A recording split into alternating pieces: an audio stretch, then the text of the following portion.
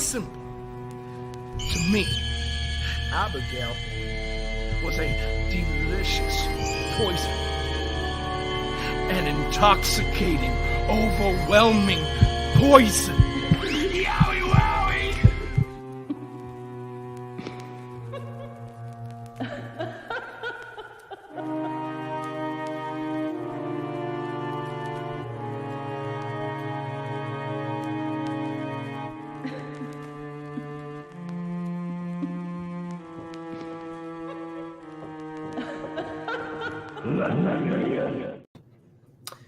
What's going on, everybody? We are here. It's a Monday night, and it is another episode of Abby's Window. You know, I love that song. It's the most metal theme song we have. I know. Which is actually really cool. Like, you know, sometimes you get involved. You don't sit and actually listen to the thing. But I'm like, wow, that's actually a really metal song. I kind of dig it. I kind of dig it. The whole cast is here. Of course, we have Jodie. Jodie, ready for another week of Abby's? We got promos to talk about, theories to talk about, lots of stuff going on. And Jodie's dog is here too. This is Wyatt. Hello, Wyatt. An adorable fluff. Wyatt's in the house. And of course, we have Nicole with us as well. Nicole joining us again this week. Hello, Nicole. How are you guys? How's everything? Doing really well. Hope you are as well. Your hair's looking magnificent. I was just sorry, man. I'm sorry to interrupt the intro. I just wanted to compliment Nicole on incredible hair. Your hair's looking. Thank you so much. There you go. This is great. You know. I love. Jodie's dog. You've got incredible facial hair, Joe. But it's the hair. Well, look, I had. What about the John Morrison hair? Listen, it's thinning a little bit now. It's thinning. It's the beard, man. The beard. Too. Everyone say hi to Gino.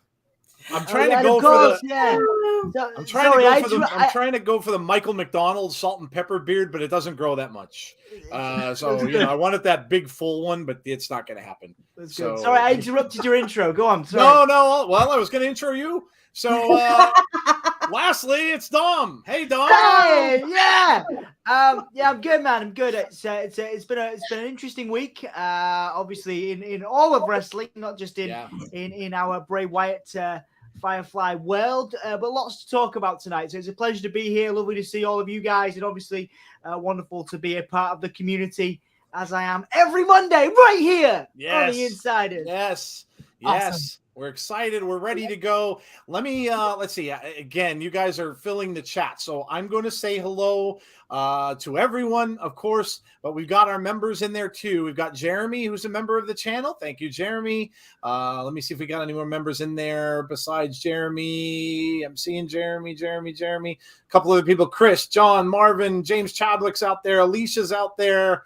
A lot of familiar faces. Deanna's out there. Marvin, Anthony, Bertrice are all there. Welcome in to all of you. Bonkers, John G, Shane Loki. I'm just trying to read up instead of down. John Bennett. Big Dan is here. So hello to everyone. And give me a holy look at that. Dom is in the see? It's like magic. He's in the chat. He's in the thing. I mean, he's everywhere. He's everywhere. So there you go. Anthony Nalon is here. Hello. Okay. All right. So we've got, like Dom said, we're excited to be here. We've got a lot to talk about, and we are going to get started, of course, as you always do, with Jodie. And Jodie, it's time for a little Caleb's Corner. So let's start there, and we're going to pop that up on screen as you There we go. There you go. Just a little story, got to meet Caleb last weekend, but he's a hard person to get a hold of. So I'm still trying to get him on the show for an extended talk about all things horror. And obviously, a massive tour for the Neverland Express and Caleb Johnson. Of the UK. So we would love to talk about that, and would love to talk about what's next musically for him. If you guys want Caleb on the show, you're gonna have to go out there to Twitter and start tagging him and stuff and be like, hey, Caleb, get your butt on Abby's Window. There you go. We've got this there too. That's from Instagram, I believe, right? He posted it on Instagram and Facebook, I believe. Okay. He got some song stuck in his head and just posted a video of him singing it, and it's those damn eyes again. He's got a really good voice. He has a good voice. Very, very good voice. So go watch that little post that he made on Instagram of him singing that song. So because I was sitting at work actually when I watched it, and the nurse next to me jumped. No. Because he's so good at that like scream, that rock scream. Yes. And she jumped and she goes, "Whoa, that was loud, but that was awesome." So yeah, go check out that little video. But yeah, it's the eyes again. And then of course you've got the tour that's still going on as well.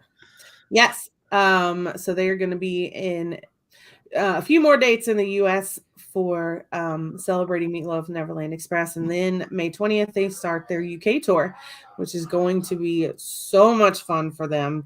I know that they're going, it's going to be a massive tour, I'm excited for them. Which one of those are you going to?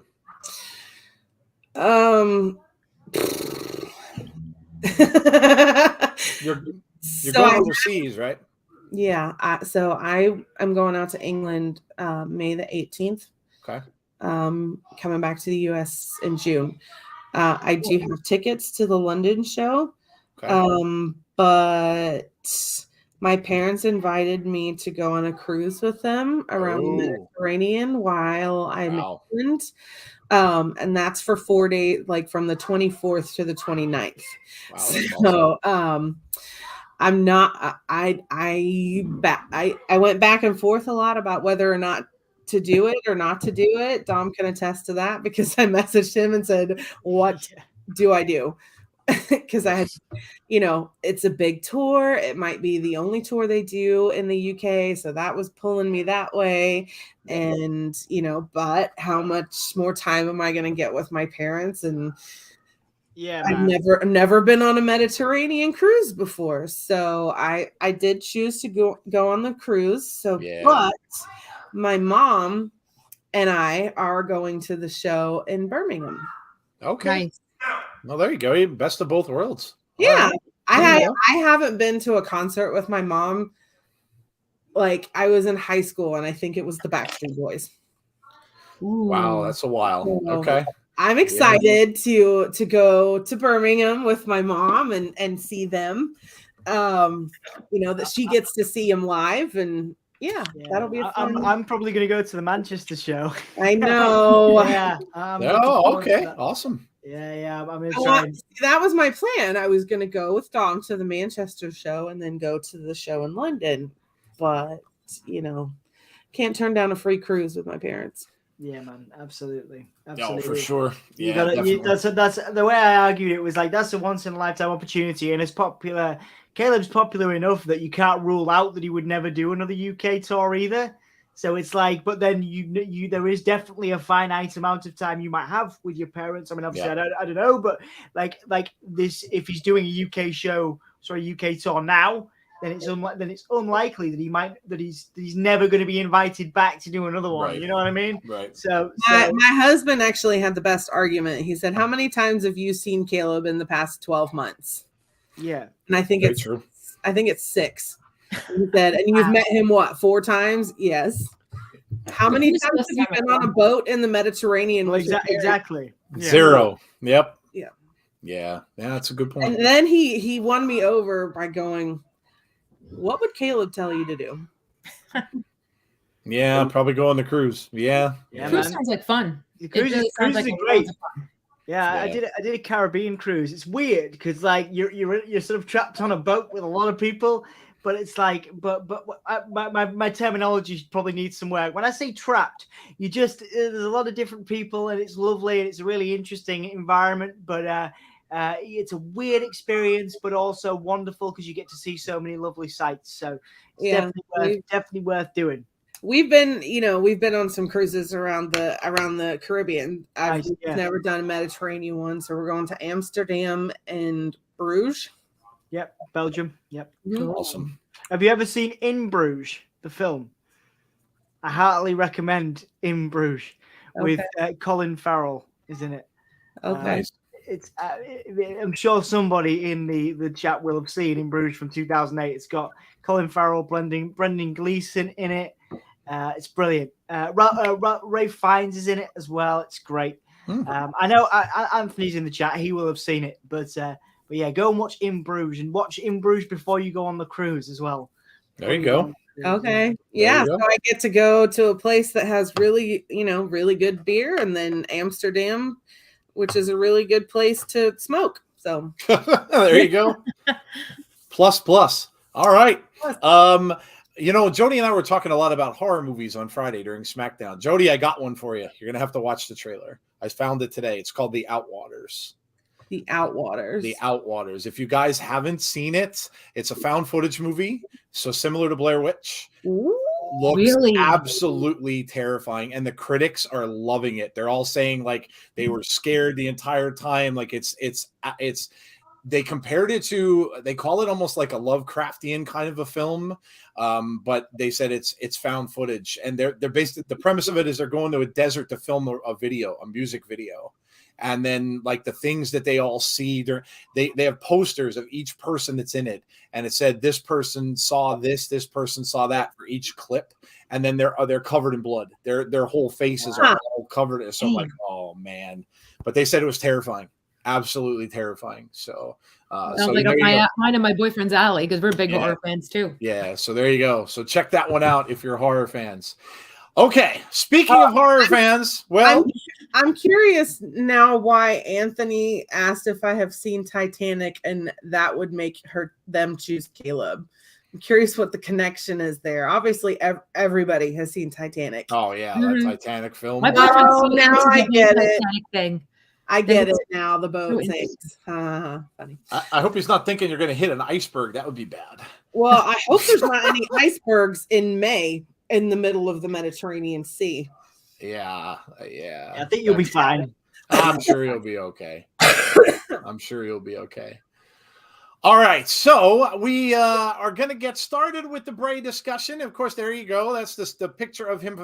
I don't know if you saw it. I did post it to our Twitter. Someone got a clip of him during that match.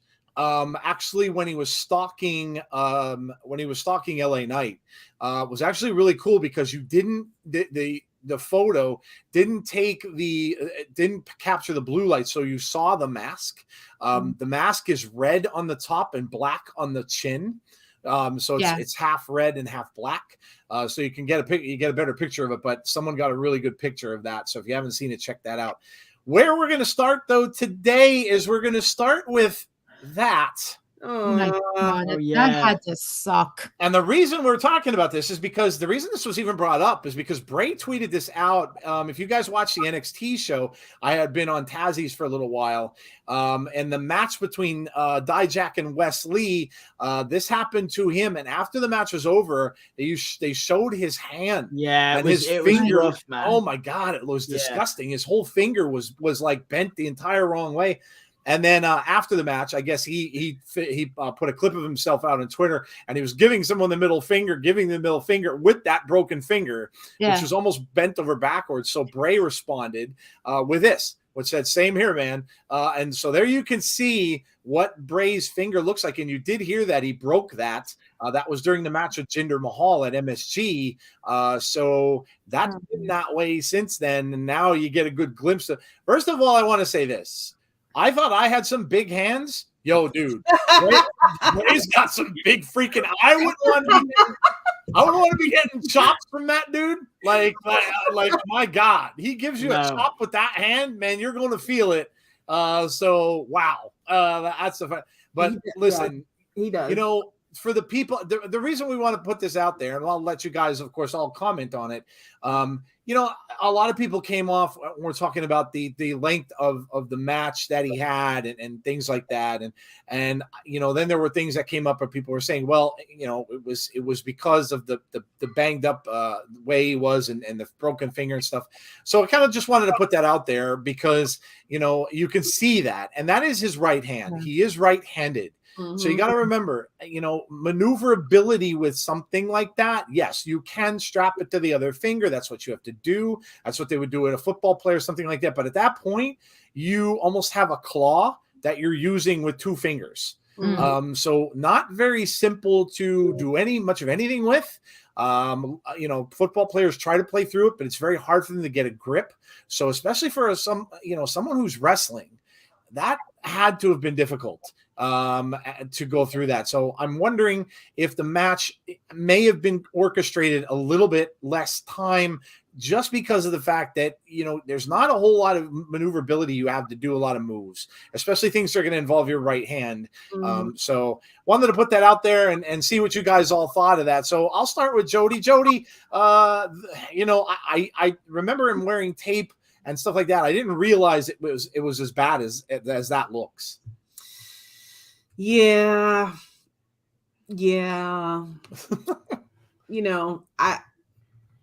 I'm a nurse. I've seen everything. So it's not an easy thing to heal either. Just because you use your hands all the time. Yep. Exactly.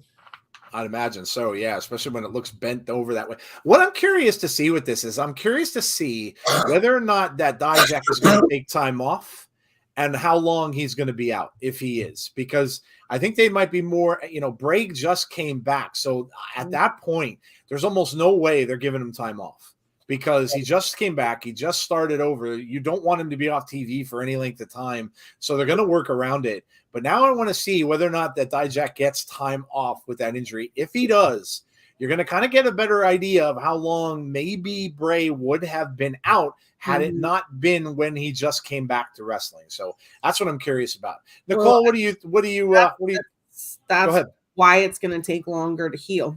Yeah. If you can rest it, it's going to heal a lot faster than if he is right-handed and he does the mandible claw right-handed. So right. I'm sure that's not easy. I agree.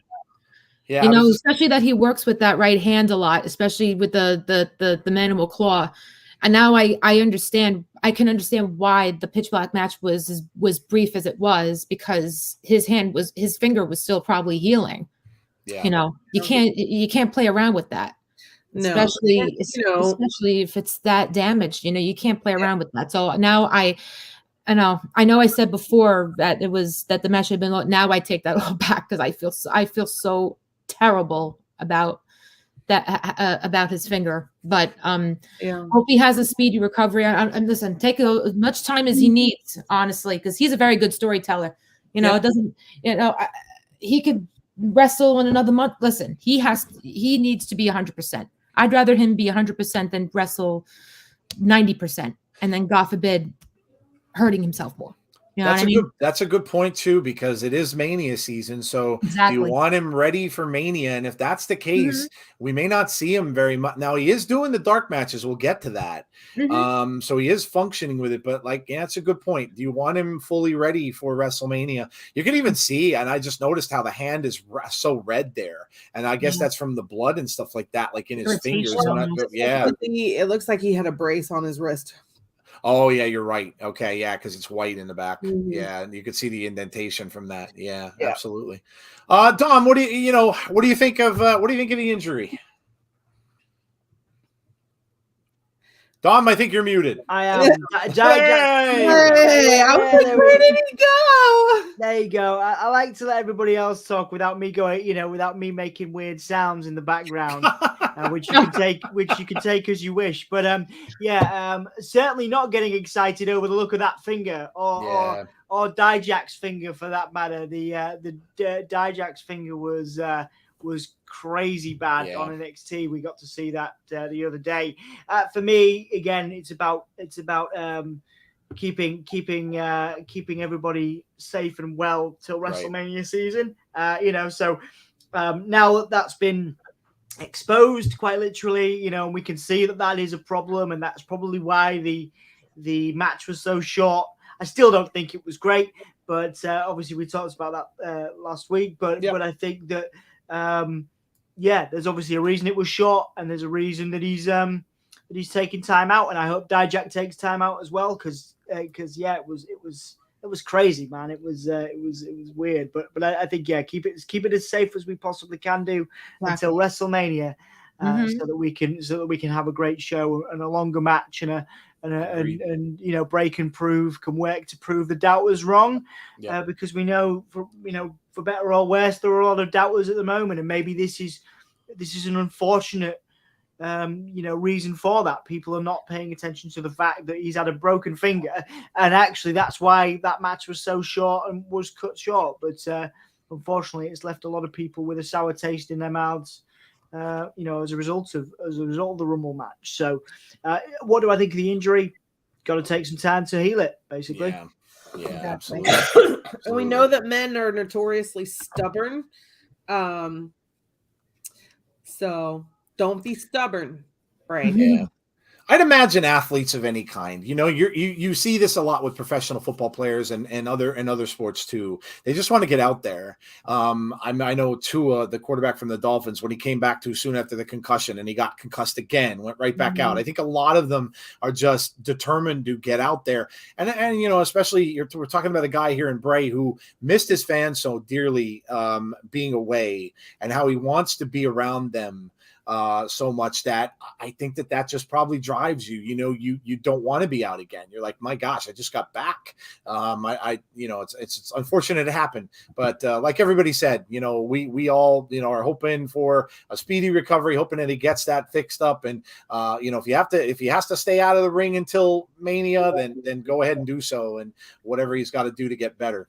Okay, remember when we were all kids? And we used to have these games about find the picture, right? You look at that little thing and you try to find things within the picture and stuff like that. Well, I Spy? Yes. So I Spy. I Spy, yeah.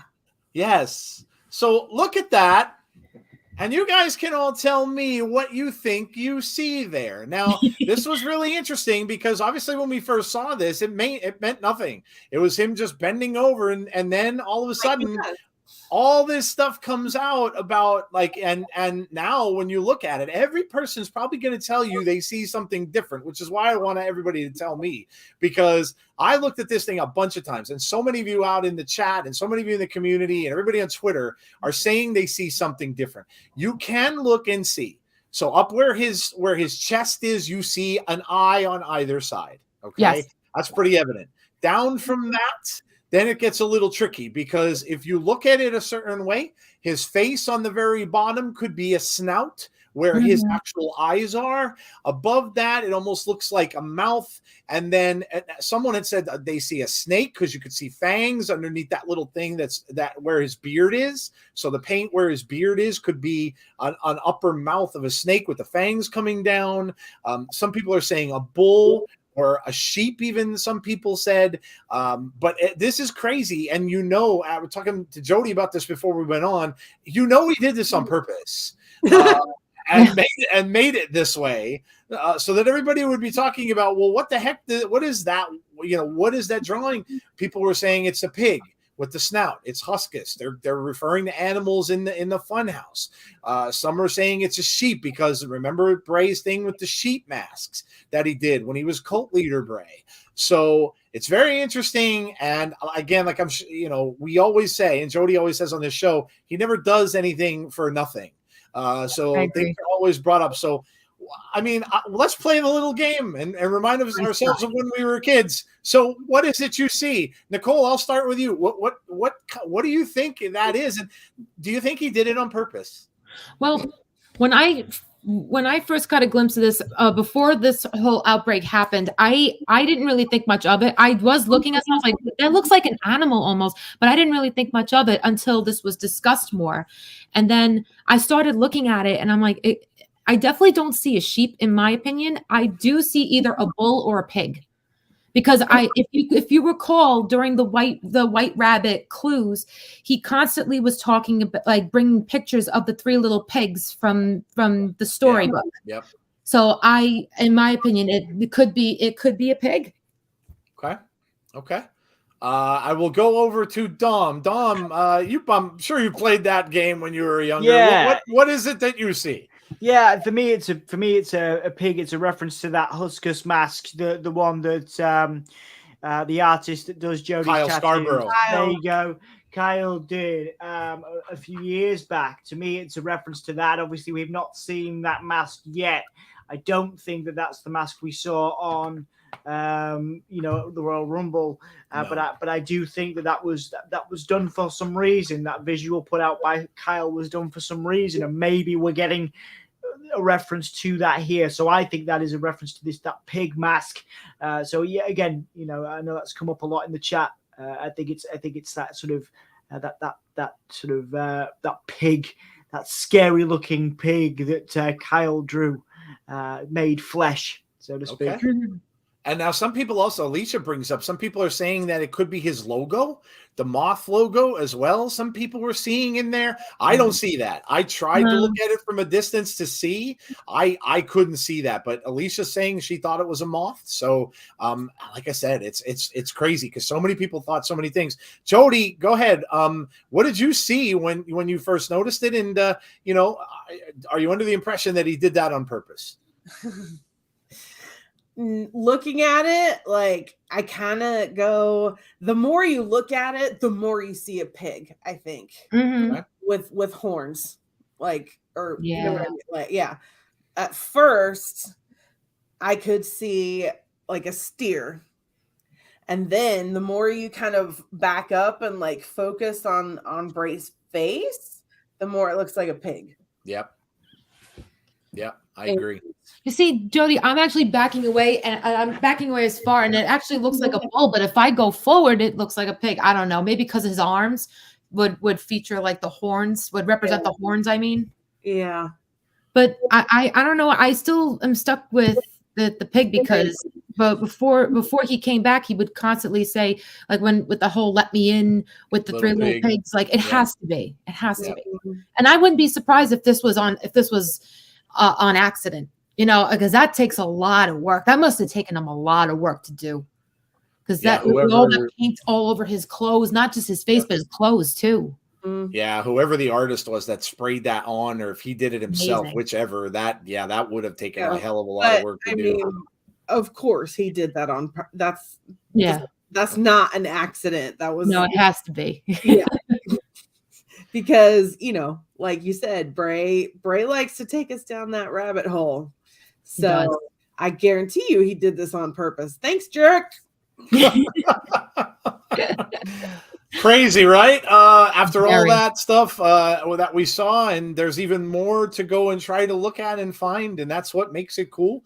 It's like people, still going back to some of those White Rabbit videos, trying to look for more that was in a lot of those things. So that's what made that a lot of fun, because there were so many things people were trying to get, and a lot of you guys out there in the community and on the socials found so much of that stuff.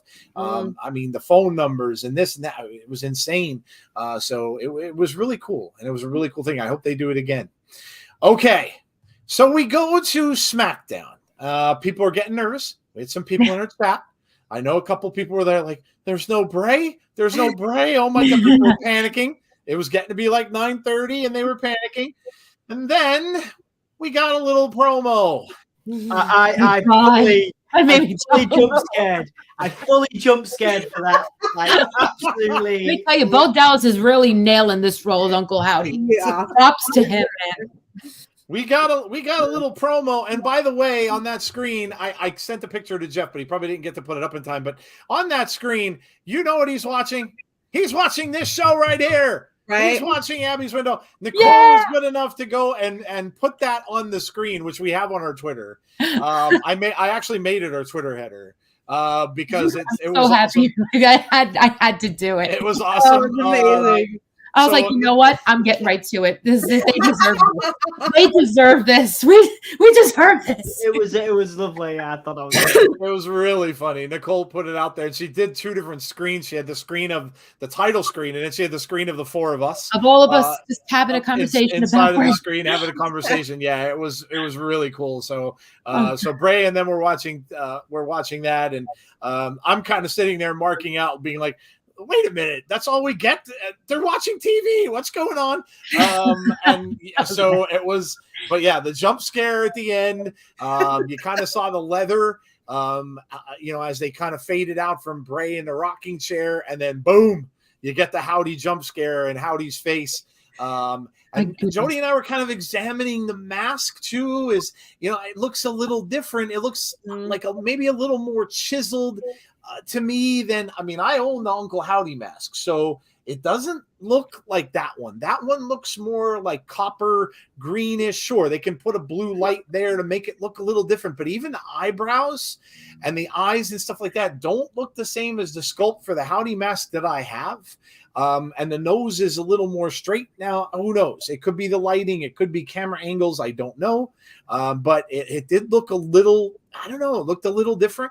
So maybe we put it next to the one when Uncle Howdy gave Bray that Sister Abigail. Yes. Different from that too. Yeah. So my guess is that they maybe just have different masks, which I'm sure they could, for different things that they do, and now the cool thing is, and we'll get to this in a little bit, but during these dark matches that Bray is doing, he's coming out now to the theme song to Shattered with a mask on. So he's walking down to the ring with the mask on, and it's the Howdy mask. So he's wearing the green, the coppery green Howdy mask down to the ring. So that's another thing. So, and oftentimes in dark matches, they try different things.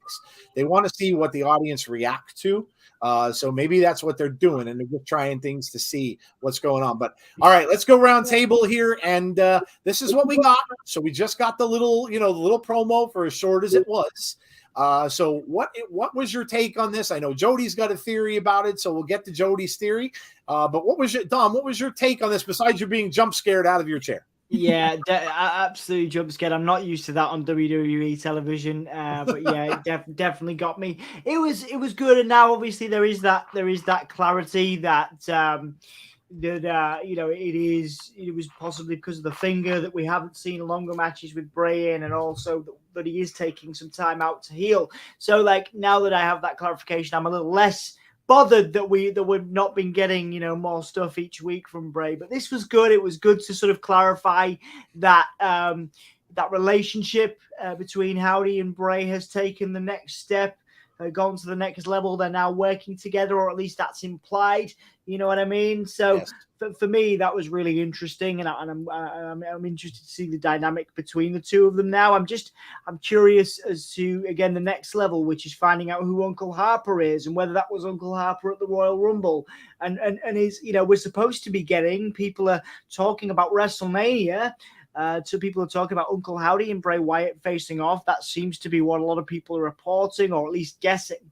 But then is Uncle Howdy and Bray Wyatt working together right now? So there's a lot of questions, more questions than answers. I think, which is what Bray's good at. Yeah, that's what Bray's good at.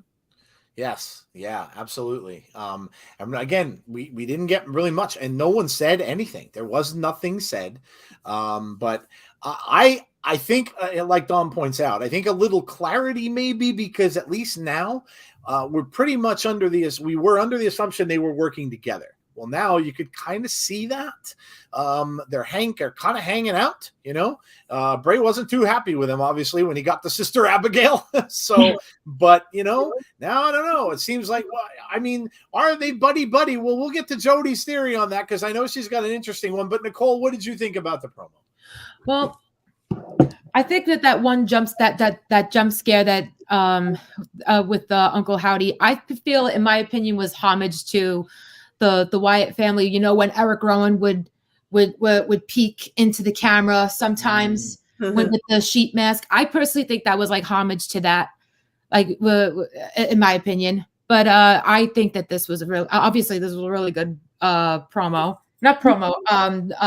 segment between Bray and Uncle Howdy. Just not, sometimes less is more. Sometimes it's short and sweet, and where it makes the audience want to see more of what's going on between these two.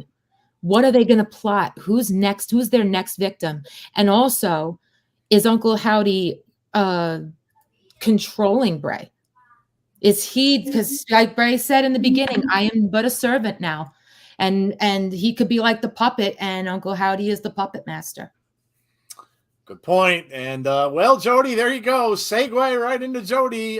What she said during SmackDown while we were doing the show. So Jodie, yeah, take it away. What did you think of this promo? I see it a lot differently than most people.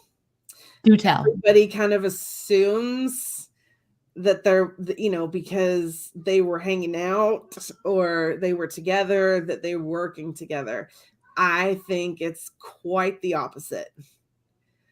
To me, when Howdy puts his hand on Bray's shoulder, it's like a master telling a dog good boy when they go pee outside. It was, he said he's just a servant now. I think he's Howdy's servant, and he is doing his bidding for him. But he keeps sending these characters back, and so Bray is kind of doing his dirty work. I think he's the puppet master, and to me, it was like, good job, you did what you were supposed to do. Like, good boy. That's an interesting point, because you know what, when you watch things like that, when you watch horror films and stuff like that, and you have the parent who is the bad parent, right? Mm-hmm. And you have the kid that's being kept under the thumb. What do? Go watch TV. Go watch TV. Go watch TV. Now you can go. Now you can go. Now you can go watch your cartoons. You did good. So go watch your stuff. And it just, I mean, that's interesting, and he's just sitting there in the rocking chair and he's watching TV. Okay. Yeah. That's very interesting. Yeah. I think it was a, good job. I mean, he's just a servant. He goes where the circle takes him. So now he's saying, he said that at the beginning. Mm-hmm. He's under the thumb of Howdy now. Hanzo says, but the character we saw at the Rumble, he is controlling Howdy. So he's talking about that other version of Bray that we got at the Rumble. The one with the red and black mask that we got to see a little better. Let's see, talking about Big Dan's theory. Jesse said, I think it's the other way around personally. Bonker says servant Bray. Looks like Howdy is the Palpatine to Bray's Anakin, according to Jodie. Hanzo says the mask version we saw at the Royal Rumble, he was controlling Howdy. He made Howdy jump. He wanted to control the Fiend we know, but got the Fiend we don't know. Okay. That's cool. Bray said that he doesn't watch his work back, but what did he do Friday? He watched his work back. True. Yeah, but was he watching it willingly? Yeah. Was he watching it willingly? See? That's the thing. Wow, that's a good question. That's the thing, again, like, sometimes when the bad child gets punished, they have to sit there and do nothing and watch the TV screen, right? That's interesting. Yeah, that's an interesting theory there, man. Yeah, I like it. I know when I was bad, when I was, 6-7 years old, just go watch TV. My dad would scream at me, go in there and watch TV. And then you just kind of sit there and you're just sitting there and hoping that you don't get yelled at anymore, quietly watching the screen. So funny how that was the case. TV used to be used as a punishment. But yeah, so very interesting. Okay.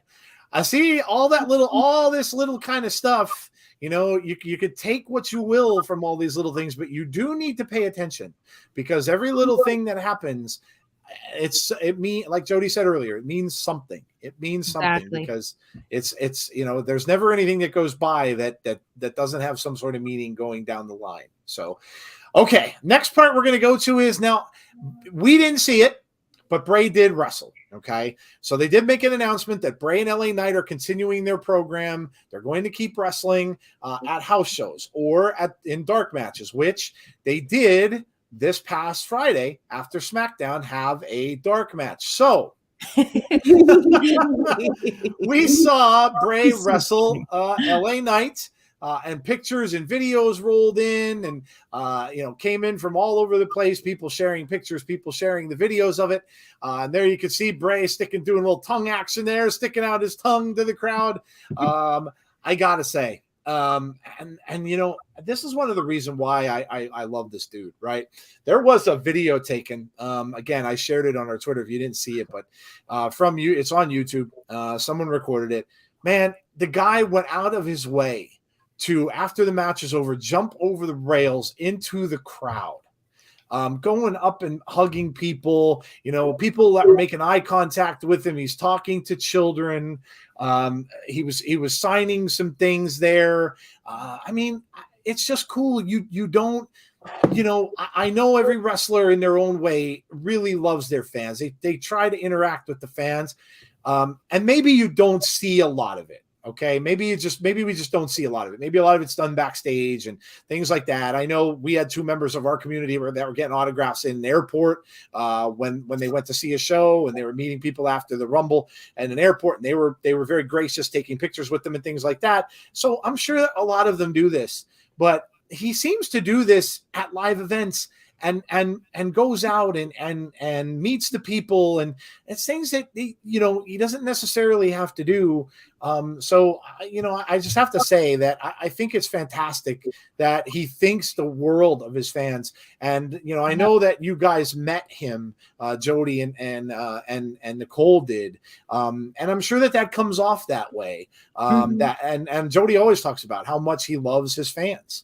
Which I just really, you have to admire that in a person, because when you're famous and you're as well known as he is, you're selling that merchandise. You're a wrestler who is one of the most recognizable wrestlers in WWE, which would make it in the world more than likely, and yet you still want to do that. You could very easily be like, nah, I'm doing my match, I'm getting out of here. I'm getting in my limo. I'm going to the airport. I'm gone. That's not what he does. And I think that's why I kind of dig this guy and why I liked him from the first time we saw him, because it just seems a little more down to earth, a little more relatable to me. And I think maybe too, that's why he's got such a big following of fans. And Jodie, go ahead. I mean, correct me if I'm wrong, but I just think that's such a big part of his wrestling. Mm-hmm. Oh man, I'm not crying over here. I'm good. He has such a bond with the fans. I don't think I've ever seen it anywhere else in my life. And I was, those videos that people posted from that dark match after SmackDown, it made me tear up, because I mean, he loves his fans. And he gives so much to them. And, he, like I said, that bond is it's special. He loves his fans. And I think that's why people gravitate to him. And, I gravitate to people that are just, they appreciate that without, and I'm not trying to beef up fans, but without fans, most celebrities would not be celebrities. And he is one of those people that really remembers that. And like I said, gives as much back to us as we give to him. And he is he's one of the nicest people I've ever met. And yeah. Very well said, Jodie. I want to go to Dom on this, because Dom, you've had the pleasure of interviewing a lot of wrestlers. Yeah. And we've done a few of our own. And they'll talk to you about the business, and they'll talk to you about what they've done and things like that. And they're always very gracious.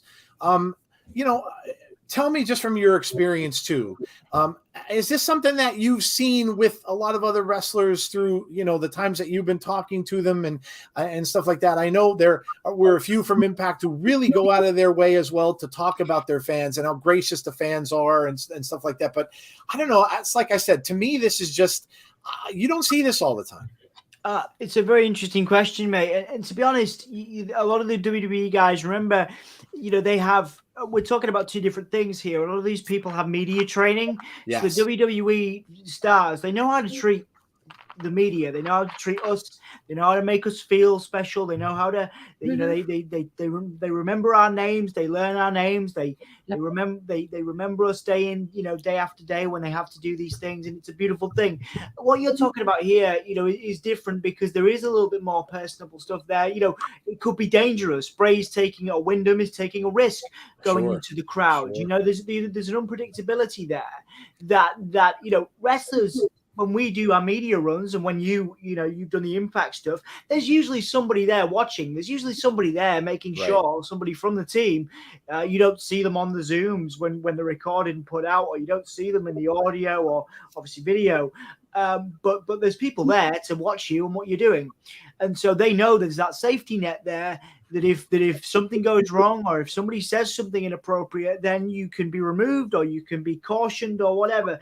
And there's no safety net here. So what you're saying, and it was a very, very good question. I think a lot of these WWE stars do want to do that. And I think they may do that, but they pick their moments. They pick their moments when they feel safe and when they think it's appropriate. But I think Bray, from what I understand, he really does go the extra mile, and he does. He is taking a risk going out into the crowd, and he's effectively unsupervised when he's doing that, and that is different. So for me, I love what I do, and I love that getting to speak to wrestlers, and when I've spoken to wrestlers and performers outside of that controlled environment, they've been fine and they've been lovely. But yeah, this really does seem like something else, something more personable. So it's good to see as a fan. Yeah, for sure. Yeah, definitely. I agree. Hanzo, thank you for the donation, Hanzo. He said when I met him in April, he met him as well overseas. He welcomed me with such open arms, warm energy, such a down-to-earth dude. I have moments with him, photos, talks, private moments I'll treasure forever. Thank you, Wyndham, says Hanzo. Nicole, tell us about your experience, because you got to meet him too when you went up there with Jodie, and I know Jeff was there also. So, and Jeff had some words with him as well. So you got to meet him also. So did you got that impression as well that he really was for his fans and really loved his fans? Yes, he does. And the saying, never meet your heroes, because you might be disappointed. I disagree with that statement completely, because I met my hero 4 times. I met him 4 times.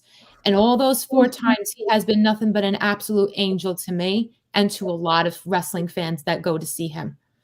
That's probably why I draw him so many times, is because, he not only tells a great story and wrestles his ass off, but he takes the time to be take the time to, be your friend. He's down to earth like that. He doesn't he takes the time to want to talk to you and say, hey, how are you? How's everything? And the fact that he'll remember you, and that's what's true. He remembers faces. He remembers people's names, as you said before. And it means something to people. It meant something to me when he knew who I was, even before I even met him. When I first met him, I recall I drew a picture of him when he was feuding with Roman Reigns in 2015. It was a yin yang of him and Roman. And not only did he repost it on his Twitter page, but when I found out that he was going to be in the meet and greet in Brooklyn, he knew right away who I was. And instead of going for a handshake, he gave me a hug. And he's like, I know who you are. And it means something to me. It means something to a lot of us. And it's like, you never see something like that nowadays. And I completely understand because wrestlers, they're on a time schedule. They have to go from one place to the other every day. But Wyndham, he takes the time to be there until the dawn, until midnight with his fans, because that's how much he knows the amount of love and respect that we have for him. And that's why. And he said in his recent interview, I came back because of them. And that first promo he cut on SmackDown when he said, thank you, you all saved my life. That not only did that bring a tear to my eye, but that meant that just meant the world to me and to Jodie and to so many wrestling fans, so many Wyatt fans, Fireflies all over the world. I I And think cool. that the thing is too, like you said, Nicole, he remembers people. Yes. You know, I had a video chat with him 9 months after I met him for the first time. And he remember I was freaking out before. I'm like, well, he's probably not gonna remember who I am. He knew exactly who I was. Exactly. And, Yeah, he has a very good memory. we had a moment in Toledo, and he told me something. He whispered something in my ear, and you know, he cares. He said, you know, he was like, and then when I got stuff out for him to sign, he was like, it feels weird signing stuff for you. Like, I know you. You know what I mean? It was I just give, anytime I see him, I just give him something that I made for him. Yeah. You know, I have his signature, the signature of the first thing that he signed for me right above my desk. So I all I do is like, and if he takes the time to come to New York and New Jersey, I will go see him. Yeah. Because he's worth to go seeing. Anybody that has never seen and never met Bray Wyatt before, he is worth meeting, because he is such a beautiful human being. Yeah, I do want to add to this though, and you know, that there's obviously, this is a beautiful thing that we're all sharing. I love hearing about all of your experiences, you know, but I think it's down to people being respectful. You know, a lot of you guys I know, like Hanzo and people, have shared their experiences with me, you know, and they've gone with genuine experiences. They've shared genuine experiences with Wyndham, reasons why they're fans, or like, you know, something personal. And I think that's the key. If you're gonna do, you know, the meet and greets and all that, go with something that's gonna, you know, something personal to share. I have a real issue with, and you hear a lot of toxicity in the wrestling fan community. Obviously, Alexa Bliss hasn't had the best time. There are obviously other examples, and that's, you know, people being, you know, disrespectful of people's time. I did actually see a video on Twitter of Wyndham. He was putting his kids on the bus, I think, and somebody had asked him for a picture, and he obliged, which is again a testament to, you know, what a nice person he is. But I think there's a respect there, and I think that, you know, most people in this community, the people that I know, obviously are very respectful, and that's great. But I think that is important to mention. Just going up to somebody, picking your moment, making sure someone is available to do that. You know, I think there's a definite line. I think when you're with someone, when someone's with their family, I think that, you know, that for me is a line. But, you know, obviously Wyndham was obliging of the people that took that video. But I think there are toxic examples all over Twitter of fans, you know, taking it to the next level, and not always being appropriate. So I think one thing that I like about this community is that you guys go to Wyndham with theories. You're interested in his thought process. You're not just like, oh my God, you know. You know, for example, you'll go with some artwork. You'll go with something that matters, and something that is creative, and is probably in a lot of ways inspiring to Wyndham. And I think that's important. If it's to be respectful, and if you're respectful of someone's time, then they are, you know, more often than not respectful of yours, you know. And I think for me, that's important to remember in these type of situations. And what I like about this community is you guys, you are very creative, and obviously Bray Wyndham is creative too. And I think that is one of the reasons why he's so in touch with his fans. Yeah, that's a great point. And that's a good thing to remember. If you ever happen to be out and about, whether it be on a wrestling show, or whether it be, you know, Damian Robinson sent us those pictures when they were in the airport and stuff like that. And yeah, you do have to be, you know, the big thing is, you know, you could see someone in a restaurant eating, right? I a little example that I have, someone near me who's a Facebook friend of mine. She works in a restaurant near where I work.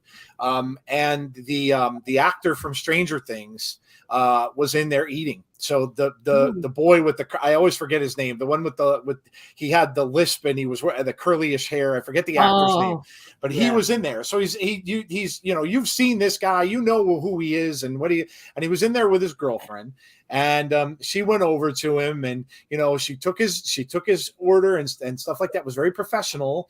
And then when they were done eating, she went over to him and she's like, I wanted to make sure that you weren't bothered. So she said, I didn't go in the back and I didn't tell everyone who, you were here and, and stuff like that. And then he looked at her and he said to her, you know what, I really, really appreciate that. He said, I didn't want to make a big deal of it. And he's a young actor. So, I mean, that's him just being appreciative of her. And then, of course, he did. He signed her an autograph and he took a picture with her and stuff like that. So, like Dom said, you do have to remember they are regular people. Right. So if you see a wrestler somewhere, they're eating dinner or something like that, or they're out, or there's someone like Dom said with the family, just make sure that, and I know, like Dom said, a lot, you guys in the chat, you're people in our community, but there might be some other people that listen to this video. And all I'll just say is just be respectful. Just remember that they're people too, and just be respectful of others' time, because you just never know. They're celebrities. They get this all the time. Some of these guys are more noticeable than others. But I mean, let's take a guy like Undertaker, for instance. If he walks into a restaurant, you know who he is. It's not like you can mistake him for anyone else. So yeah, like Dom said, and when you're respectful, they're going to be respectful right back to you. So yeah, that's a great point. But I'll just close this part of it by saying that I have always gravitated to wrestlers that love the fans. I have. And now listen, some of them are playing their character too. You got to remember, some of them that are heels aren't going to be necessarily approachable, kind of like MJF. MJF will as soon as tell a kid off. A little kid could go up to him and he might say something nasty to them, but that's him being who he is. Yeah. And that's him playing his part. And, so you got to remember that too. A lot of them that do that aren't going to necessarily be like that. And who knows, maybe now Bray playing this character now as a face, maybe had he been a heel, he wouldn't be able to do that so much. So maybe that could be a little bit of a reason why he's doing what he's doing now, because he wanted to interact with the fans so much. And, and that's more of a face kind of a thing to do. So yeah, it's a nice little side discussion there. I love it. Okay, let's get to this.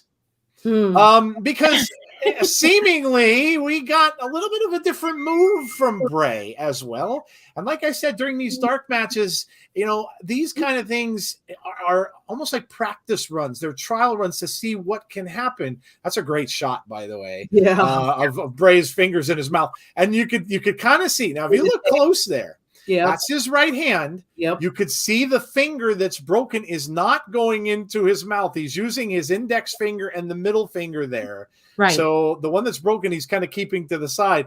But I don't know. You guys are so clever. I put this out there, and right away the community saying, well, that's the mandible slam, of course. So I'm like, wow. It didn't take you guys like 3 minutes to come up with a name for this. Mandible slam. My goodness. It looks as if, and there, I love this too, because this really worked out well. It almost looks like a flip book. Remember those little flip books? You can flip the pages. Look. Well, there, and end result. So, look, shout out to LA Knight, because man, if they're doing this at all these live events, this guy's going through tables every single time he goes out there. So, you guys all remember when Lana kept going through table after table after table? Yep. Well, LA Knight's going through tables every single dark match they're having. So kudos to LA Knight, because he's really taking some punishment here. But what did you think of do you think this is something we're going to see going forward? Or again, you got to go back to maybe that injury, and maybe that's why they're doing this. Maybe it's just easier for him to keep that finger not being involved, and instead of doing something a little more intricate, instead of doing the full mandible claw. So maybe this might be something we see him use going forward. So I'll start with Dom. Dom, and the other thing I'll ask you guys too, is this something he took maybe from the interaction with Taker? Yeah, man, I was totally about to say that. For me, it's taking elements of people that have passed things on to you. So obviously he had he referenced Mick Foley the first time they had an interaction, you know.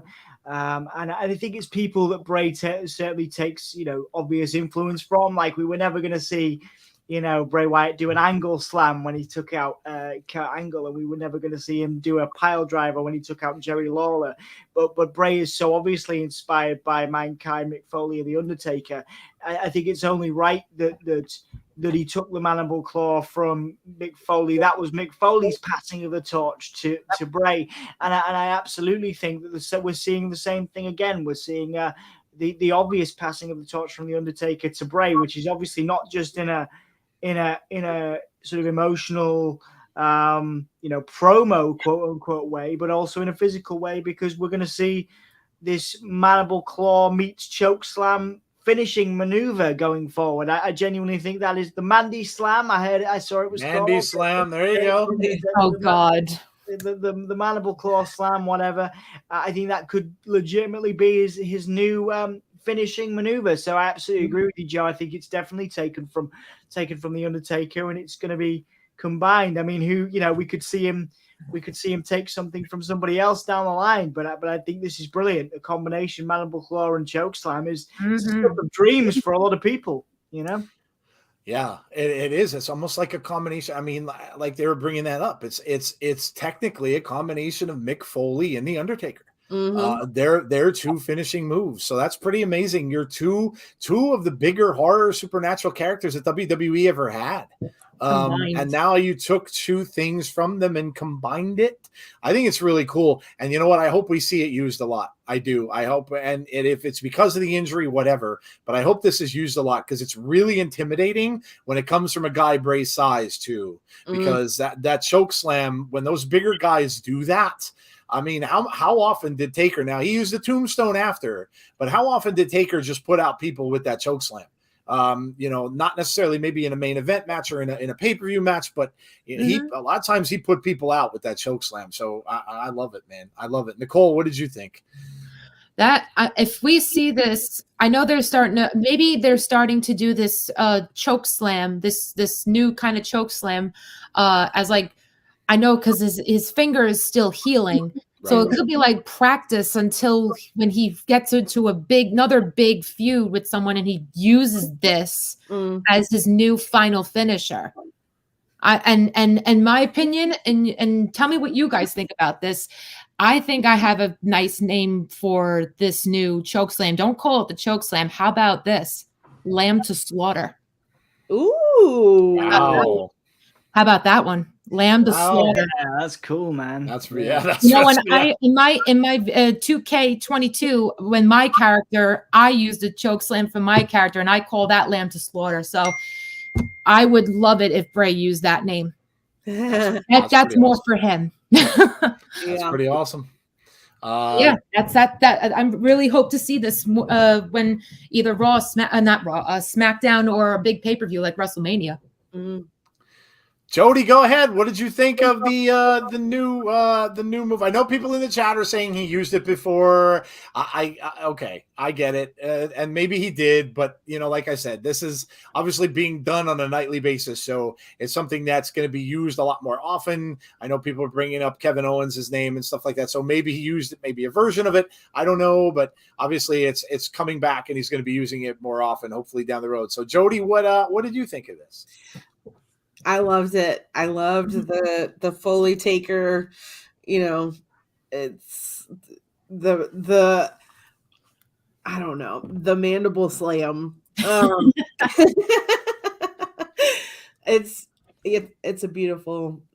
I would love to see it used in like SmackDown and pay-per-views and stuff. And kind of like Nicole said, like, this is practice for them.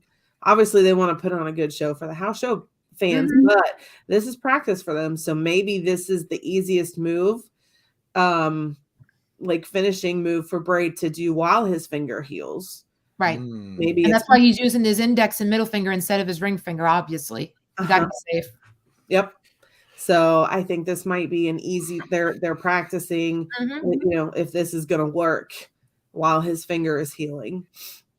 There you go. John Bennett with a great comment here. And, you know, we're at that point in the show. We're going to get the theories. So because we're going to look to the future now. So we saw the promos, we're seeing the dark matches and things. John Bennett's theory here is interesting. Have it be a tag team finisher with him and Howdy. And call it the Boy Howdy. The Boy Howdy. I mean, could they be teaming up? I mean, the rumors are they're going to face one another at Mania. So do they have a couple matches together? And then something on the road to WrestleMania happens where they end up breaking up, and then that leads to the match at Mania between them. Maybe, and maybe because of Bray's injury as well, maybe it would be easier for him to be involved in a tag team match because he wouldn't have to do a lot of the work. He could kind of stay back, and Howdy would be the one to be wrestling more. So is that going to happen? I don't know, but let's go to, and I know that everybody loves this part of our show, so let's get to theories. I know Jodie has a really good one. So let me ask each one of you, and Jodie, let's just get right to yours first, because you teased it on Twitter. So where are we going with this? Where do you believe that this is going next? And you guys in the chat, please send your theories out. Let us know what you're all thinking. I'll try to post them as we go. But Jodie, what do you think we get next? Obviously, probably on something on SmackDown this week, I would assume, or wherever it's going to go. But where do you see this going now? I have no idea. But, we've talked about before about this kind of being the other side of the door. I still think Howdy is the puppet master. And I think we're in that other side of the door. Everything revolves around the door. And I was watching old Bray promos, and I'm thinking, like, why was the Fiend, why did he keep on saying, let me in, let me in, let me in? And it kind of just, I don't know, it just clicked. And I was like, what if he was trying to get into the funhouse? Because the sign on it says, abandon all hope, ye who exit here. And if this entire world is the other side of the door, then this is maybe what they really look like.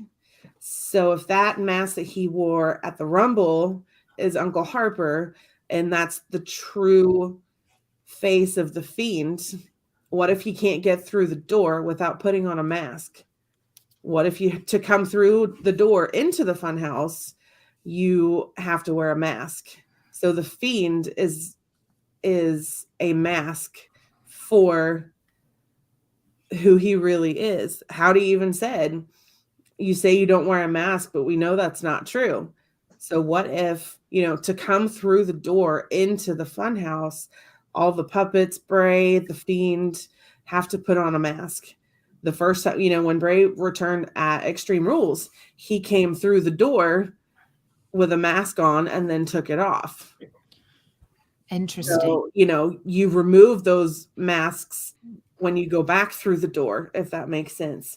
So I think what we're seeing are their true selves. And I think when that door is open, now that door is opened, they can come through it, but they have to wear a mask. And that's why they all look different on different sides. But now they can kind of go back and forth, and we're seeing them, the rules are changed. Now the door's open.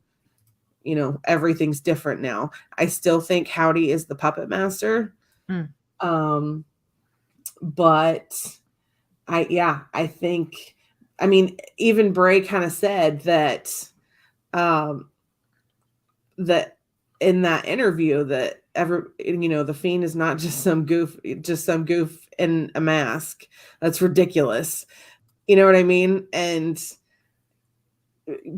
maybe it is a mask, but it's a mask of this demon that he really is, which is Uncle Harper, maybe. But this other mask that we've seen him wear, I think that's his true face. I like it. Even Uncle Howdy has said, "Don't take the mask off." Keep saying, "Don't take it off." Mm-hmm. Oh boy. Didn't he say once that, wasn't that in a promo where he said, you know, if you want it to be different, just take off the mask? I think that was when they were in Saudi Arabia. Yeah, he said, just take off the mask.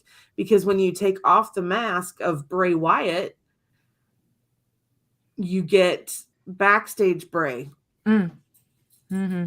Because that's the meme. I wonder. Yeah. And we had that moment when Bray was backstage and he messed with his face like he was messing with the mask. Yeah, that was a really interesting moment, actually. Mm-hmm. Yeah, putting the mask back on. Yeah, making sure it's not slipping or something. But I think to come through the door into the fun house and out in the real world, you have to put on a mask, because everybody puts on a mask. Wow.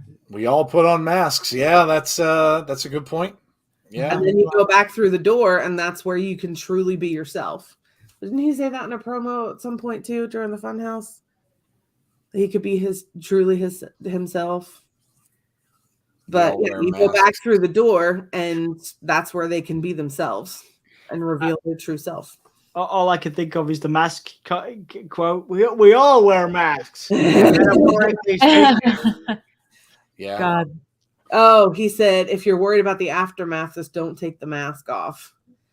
So, yeah, I think the door is very, very significant. That's why that was the first thing. And that's even why maybe there was light on the other side and then it went out.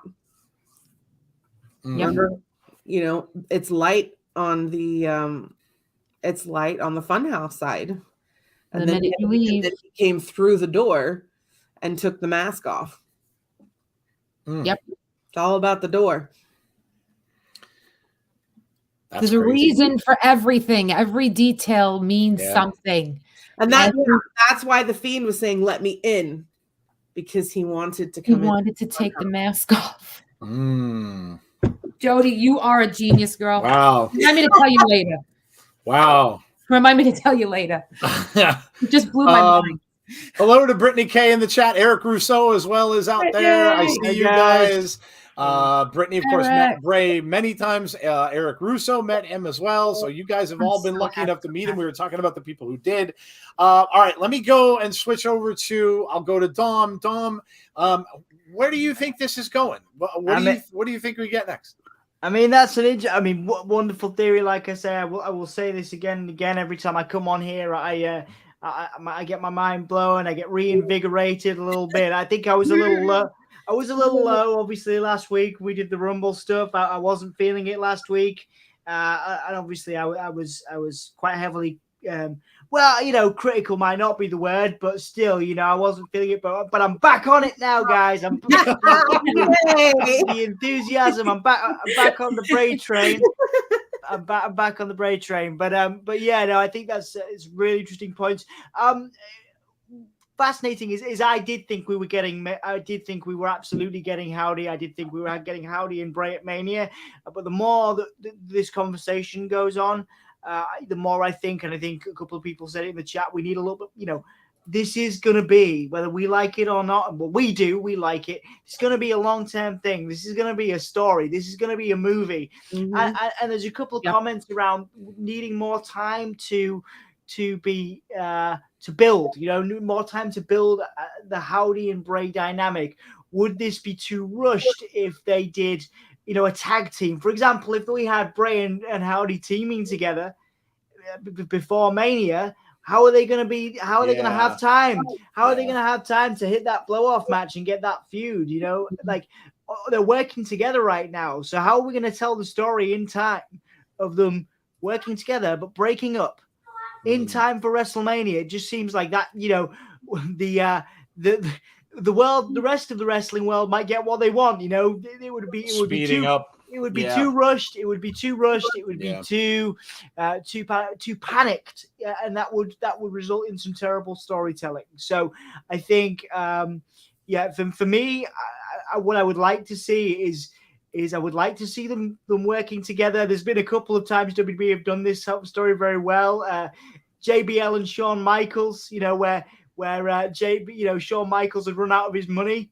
That was it, wasn't it? Yes. And Shawn Michaels was the servant Yes. up until a point, and then Shawn Michaels go back, and they've done it. They did it with the Ministry of Darkness, where the guy is the servant. He's the guy that does the bidding for months and months, or weeks is fine, but give it a few weeks, and then all of a sudden something's like, now I can be myself. I can break away from this Howdy and these negative thought processes. I can be who I want to be, and maybe this is, Bray has to go back into the darkness, has to have the hand of Howdy on his shoulder to then weeks and months from now finally realize that he can be everything he wanted to be. He can break away from that. So for me, in an ideal world, I'd have them teaming together, maybe not as a tag team, because I think that's, but I'd have them,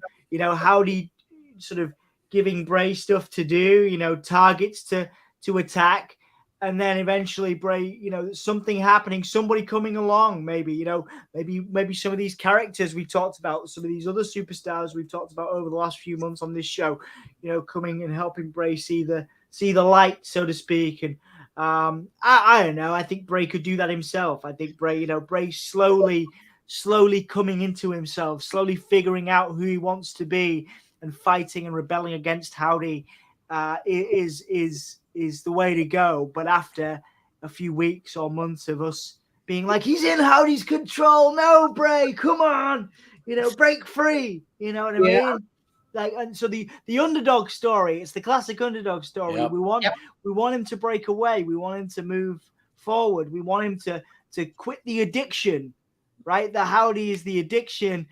And it's going to take some time for him to do that, and we're going to painstakingly watch the process of that. That's what I want to happen, That's great call. And you know what? Remember, guys, Bray. It's hard to remember this, because sometimes the characters he plays can get, they can, to people who don't know him, they can be looked upon as not really being a face character because of what they are. Mm-hmm. Bray is playing a face. So what you want to get for a face, and anybody who knows wrestling, is you want to get sympathy for a face.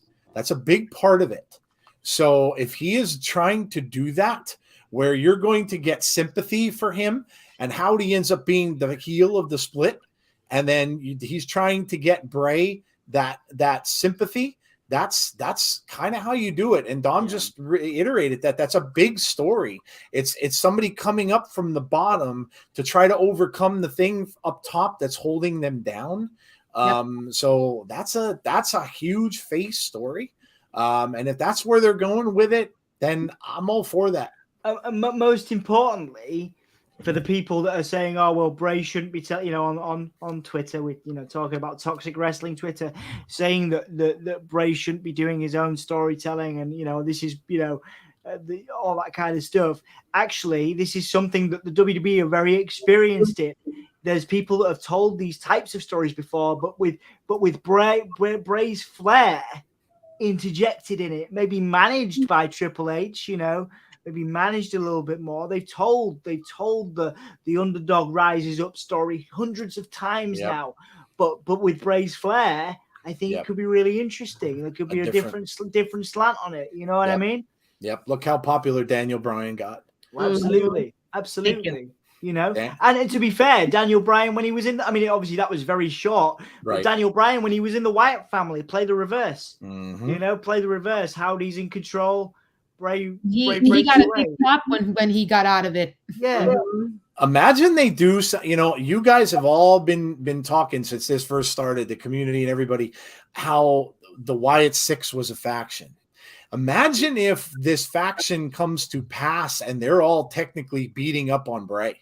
Imagine if these four people come into the thing and they're all basically keeping Bray under their thumb, and then Bray has to come out of that and fight out of that. So not just a faction where they're all in it, but he has to fight the faction to get out.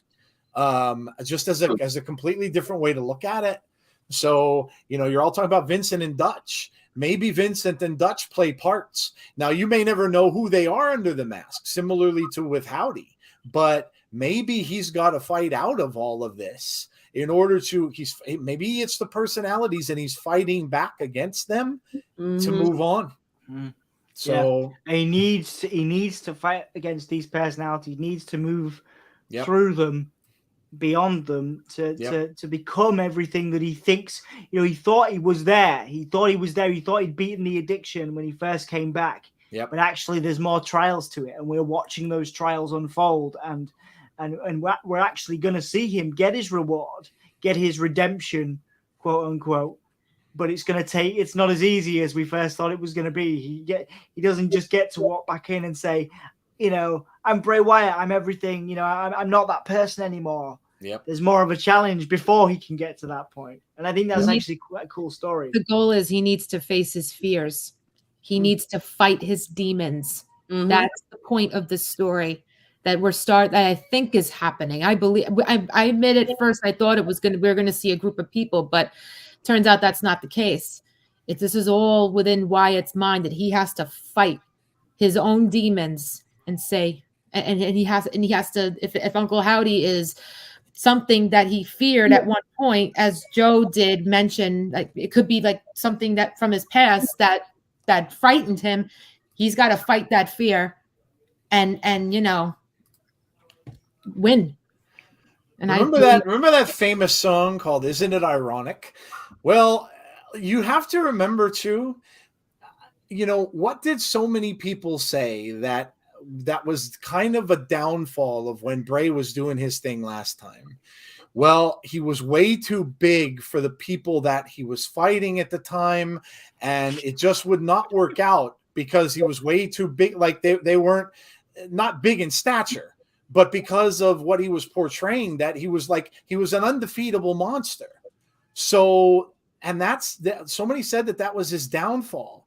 Wouldn't it be ironic if he comes back and now he's talking to Triple H or whoever, Rob Fee, the guys who are doing this story are saying, well, okay, so you're going to fight yourself. There's no one else out there. Okay, everybody's going to say, well, nope, we're not, and all the rumors about people saying they don't want to wrestle him, Roman Reigns, I'm not wrestling that guy. I don't want, now, okay, people will say, well, that's disrespectful, but you could almost think that they may not want to wrestle him because where do you go? How do you beat him? So how do you solve that? You have him fight himself. I mean, it's the easiest solution you could almost think of. You have him fight himself. And then once he does that, however long that could take, okay, well then you figure out where you want to go next. But I don't know. That's kind of what that's kind of where I'm going with it. But is Uncle Howdy somebody else? Like, that's the question. Is he within Bray, or is he somebody completely different that Bray has to fight? That's the question. This is where I think we're getting into that movie territory I talked about last week. You know, the danger with what we're talking about is that it could be so, it could blow people's mind. Well, it's blowing our minds every week. So, the casual WWE fan, you know what I mean? So the stuff we're talking about is brilliant, really interesting stuff, but it's better suited to a comic book or a movie, or a TV show done by, Disney or something like that. You know what I mean? So, as part of this new DC universe type thing that they're doing, so it is a comic book and a movie. So I think it has to be managed, but like we talked about last week, but I think the stuff we're suggesting here around him battling himself, whether that's physically and mentally, or mentally, if told in the right way, it's particularly with the underdog story, it could be be a beautiful thing. Yeah, you have to keep it where you're not getting as deep as where you'd need a major explanation. Because if you get into the point of where you need a major explanation from, a plot where it plays out in a 2.5 hour movie or a 2 hour movie, then it's not going to work. So to that respect, you're right. But maybe that's what they're writing in the back, but it may just never come to pass that way. But they could play it out in the wrestling ring and kind of make it a little bit different. So no, I get you. Yeah, I get you. Okay, so who didn't I get? Nicole. Your chance here for where do you think this might be headed? What direction you think this might be going? I'm at a loss myself. I honestly don't know where this is going to lead, to be honest with you. And you know what? That's what's great about it. I don't want to know. I'd rather be surprised, because you see social media, it can be poisonous at times with all these, this is what's going to happen, like the rumors or whatever. I don't like following that. I'd rather know.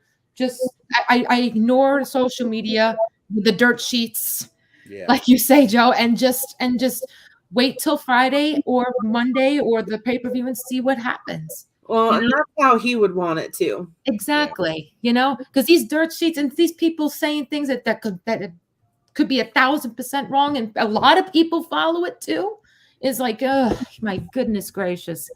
It's just a big headache.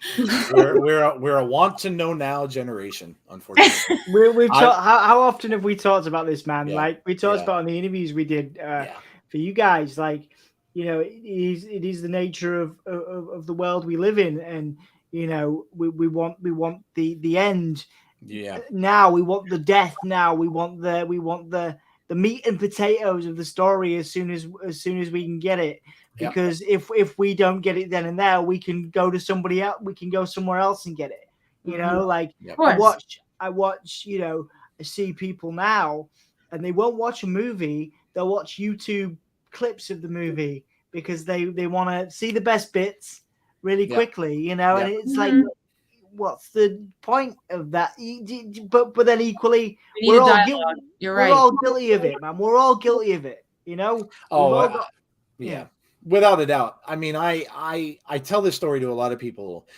When I was growing up, and movies like Star Wars came out when I was 8 years old. I saw it when I was 8 years old, and the thing was, movies back then, the novels would come out first.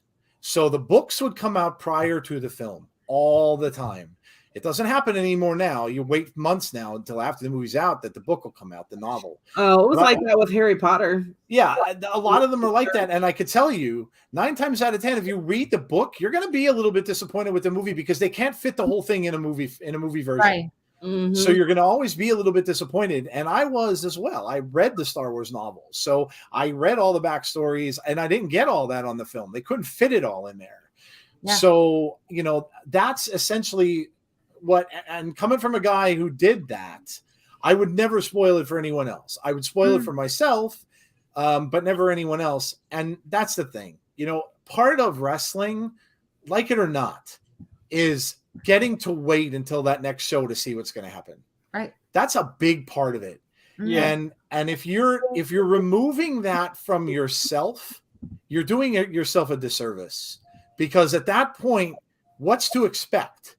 And the only thing you can get from that is disappointment, because if they're wrong, which many of them are, then you're going into the next show expecting something huge to happen. When it doesn't, you're let down. And then all of a sudden, well, this person sucks because this didn't happen on this show, when it never was supposed to happen in the first place. This is what I liken dirt sheets to the Star magazine and the National Enquirer. They love the headlines. They love to be at the front register when you're checking out your groceries with their headlines, UFO invades London. Yeah. They love that because that's what it gets them. It gets them people that are in that, like Dom said, like they're the ones that want that, and that knowledge, that instant knowledge. They want to know now. They can't wait. They want to know now, so they play on that. And you just have to remember that they're not all like that. They're not. There are some good ones that I trust. I always say Sean Ross Sapp is pretty reliable. A lot of them really are, but there are some that are out there that are not, and it's a shame because they prey on people that have that. I want to know now.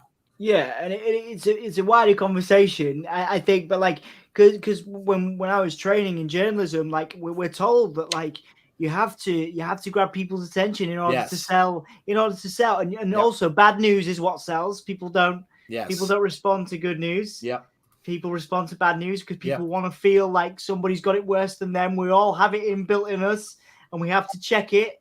That's why, like, journalists that do well, they check their values and they check their, like, issues that they've got and maybe some prejudices that they've got, because we've all got them. It's just being aware of them so that you can manage them and be like, okay, well, you know, that doesn't fit with me. And I think that's the problem with the wrestling dirt sheets, is that the clickbait headlines, Right. everyone's doing it just to get those clicks, just to get those ads and whatever, but actually without a care for really how that impacts, you know, readers or the talent that are talking. I know it's a wider conversation. I know we were going off on one. So, but I think it's a much, you know, it's a really, it's not talked about enough how manipulative that these platforms are, because they need to be manipulative in order to pay their bills, in order to pay their rent.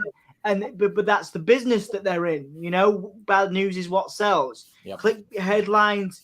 You know, headlines have to catch you, and what's going to catch you is that negativity and that sort of inbuilt thing that we have. Like, oh, that person's got it worse than me, so I'm going to read about that because it'll make me feel better about my life. And, you know, and I'm not saying that that's what, you know, anybody in the chat thinks. I'm not saying that's what you guys think, but that's because you have to be self-aware enough to manage it. Do you know what I mean? If that makes sense, you know. I know it's I've gone off on a massive tangent. But, you know, it's a problem with the wrestling media, but not only the wrestling media. All media platforms, unless they've got some kind of, you know, unless they've got other forms of income, you know, certain publishers, you know, in order to pay their bills or whatever, or ad fees, you know, they've got to make sure the site traffic is up, or the papers sell. And it's a bit of a circle, really. You know, you got to make your money, you got to survive, so you got to type stuff, write stuff that's going to get people's attention, and quite often that's negative stuff because of those reasons I alluded to. And I'll get off my soapbox now. Oh, he's right. I mean, I was taught journalism as well. I went to college for that. Back in 1987, and they were the same way. You know. Good news, like Dom said, good news doesn't sell. Photographers for newspapers, you think they were sent out to take pictures of birds and dogs and puppies and all that kind of stuff? No, they're sent out to take pictures of people in accidents, people in a war, people in that sells. And it's a shame that it's like that, but it does. I will say one more thing and we'll get to the art, because we've got art to show. I just want to say this. And the thing I love about wrestling today is that there are choices. So if you don't find something you like in one company, there are companies out there that can give it to you a lot. So there are choices. If you don't necessarily like the supernatural stuff, hey, that's awesome. Maybe it's not for you, right? Maybe you're not a horror fan or whatever. There's companies that don't do it.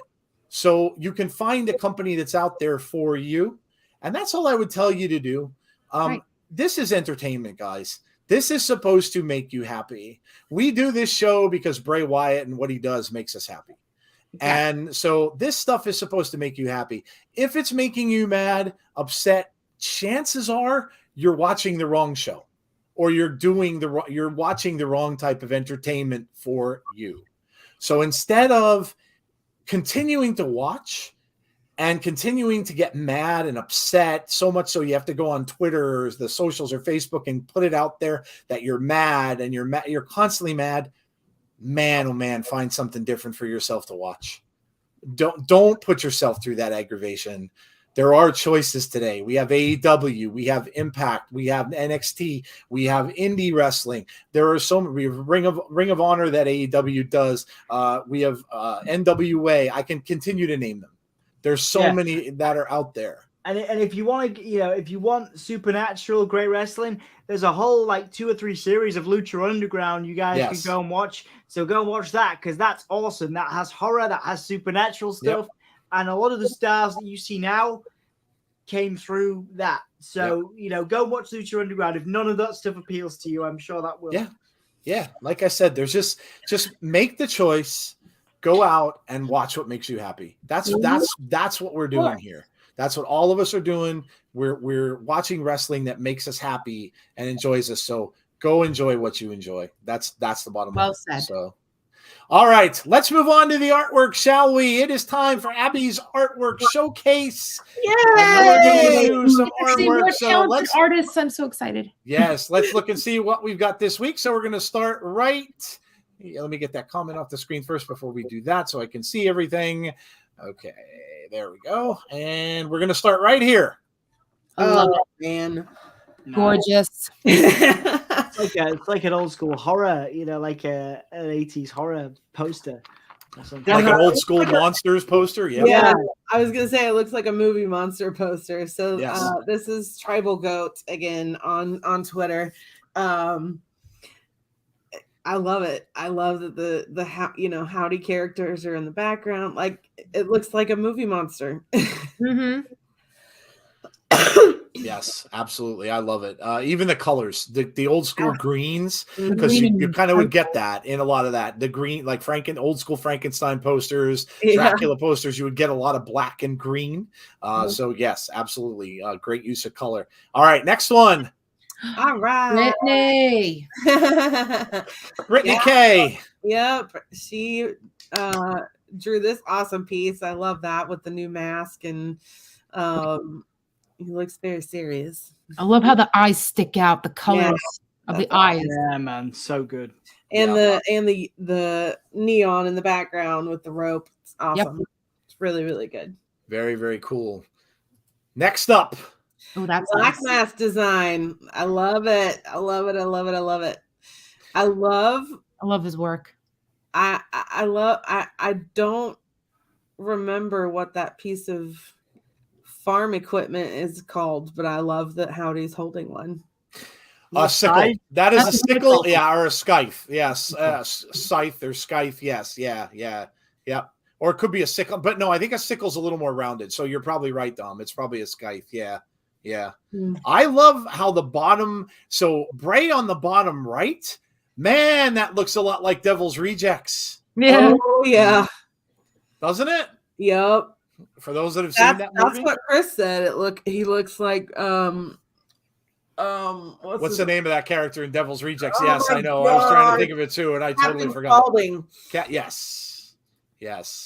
Yeah, very much so. That's really cool. I love the combinations. You've got Howdy in different forms there. You've got him in the middle, the mask in the middle as well, and the two forms of Bray on the bottom is really, really cool. Really well done. That could be a t-shirt, actually. Yeah. Really well done. Really well done. Next up. Oh, that's nice. So this is Hardy Sketch on Twitter. Oh, nice. Again with that cartoon work. The comic book. Yeah, you gotta love the tattoo. You gotta love the praying hands on the shirt. Mm-hmm. Yeah, really, really cool. Really well done. The face, like the smile that reminds me of that. You ever seen the movie Babadook with that scary smile-looking character? Yeah, that's what it looks like. Yes. So awesome. Yeah, very cool. Going down, we've got a banner there. Ooh, lovely. I love that render. He's got finally a new render. I love it. Look at that smile. I know. He's so handsome. He's probably thinking, the things that he probably be thinking of his opponent. What can I do to torture this guy? That's what he's probably thinking. Look at all the stuff you've got in that banner, too. You've got the skull up on the top. You've got the Moth logo shining in the back. That's really, really cool. Really intricate. You can see the eyeball and the Howdy mask as well. Really cool. And then we go here. Another Hurdy sketch with the comic books, and I love Howdy standing in the background, and the colors popping on the mask. I love it. The Howdy shadow in the background. Could you imagine if they darkened the arena and all you saw was a hat and those two red eyes in the background? That'd be pretty cool. I think I would freak out. Love the details of the mask and stuff there too, and the spray paint on that red and black mask that we saw. And finally today we have this one. Oh wow! Oh my gosh, I love this. So this is the Fig Freak, and that is so different. that it jumped out at me. It looks a lot like Crazy Steve from Impact Wrestling. It really does. Yeah, you're right. That's a good call. I was trying to think. I'm like, that reminds me of someone. Yeah. Yeah, it really does. Like with the way the mask is bleeding into him. But yeah, it really does. And it really looks as if the mask is almost not a mask anymore. It looks like it's his actual, like changing into his face. Yeah, that's a great call. That's a great call. That looks really, really cool. Very, very cool. Different. Yeah, definitely. Yeah, definitely. Well, there you go. That is the artwork for this week. Again, as I said before, if you have any that you want to be included on the show, make sure you send it along, and we can certainly do that for future episodes of Abby's Window. Send them to Jodie. Send them to Insiders WrestlingPod@gmail.com. Send them to our DMs, whichever you want to do. So we're going to go round table, go to final thoughts, and we're going to shut it down for this week and get out of here so you guys can go and watch Raw. So let's go round table, and I'll start with Nicole. Nicole, some final thoughts. Well, this is going to be an interesting story now with Uncle Howdy and Bray, because anything could happen. You don't know what these two could be plotting, or what Uncle Howdy is controlling Wyatt. You don't know. Anything could happen. So this Friday or maybe tonight. I mean, the whole thing with Alexa Bliss, I don't know if the thing with Alexa Bliss is still continuing. I don't know if she's going to be out for a while, because we didn't see her last week. Right. But if anything happens tonight, anything could happen, like I said. And I'm really looking forward to it. I know people come out, and there's a lot of people that are Alexa fans in the chat, and we're talking about that today too. We really didn't get much from Alexa other than the fact that she lost that match to Bianca, and so we'll see. Well, does she appear tonight on the show, or is she going to be off TV for a little while, and something may happen there? I'll tell you where I want to see, because a lot of people are mentioning Alexa with Bray down the road. That down the road comment he made about Alexa Bliss. Hold that off until you want to do Bray and Alexa versus Cross and Scarlett. Oh, nice. Yeah, nice. Hold that off and do that, because that would be mind-blowing. That's mind-blowing to have those two wrestle. It would be awesome. So that's what I would do with that. Maybe at a Survivor Series down the road or something like that. Man. That would be mind-blowing, and everybody wants to see that. Everybody wants to see Bray and Cross going at it in promos. So it would be phenomenal. Phenomenal. I know they don't like to do a lot of mixed tags and things in WWE, but I'd make an exception for that one. So, For sure. Dom, what you got?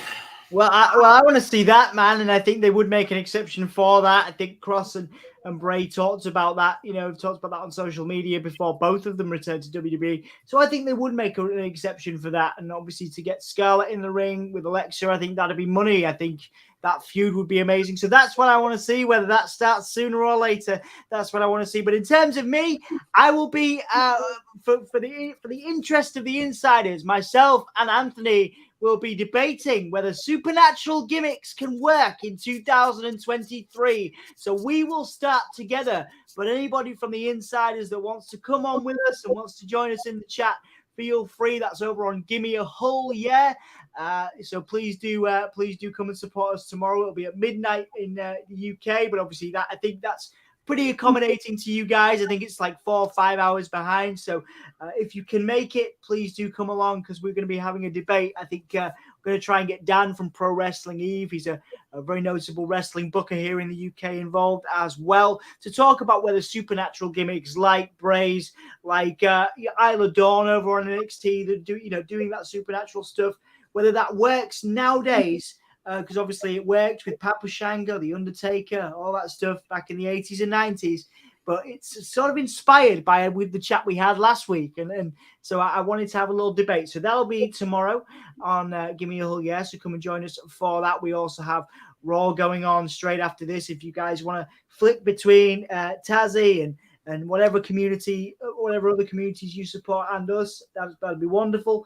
And I will not be here next week, because I am taking Emma on holiday to Iceland. So I'm going to Iceland on Friday. Yeah. So I'm going to Iceland on Friday through the following Friday, and then I will be back the week after that. So, guys, I am so excited to be a part of this community. Please come and join us tomorrow.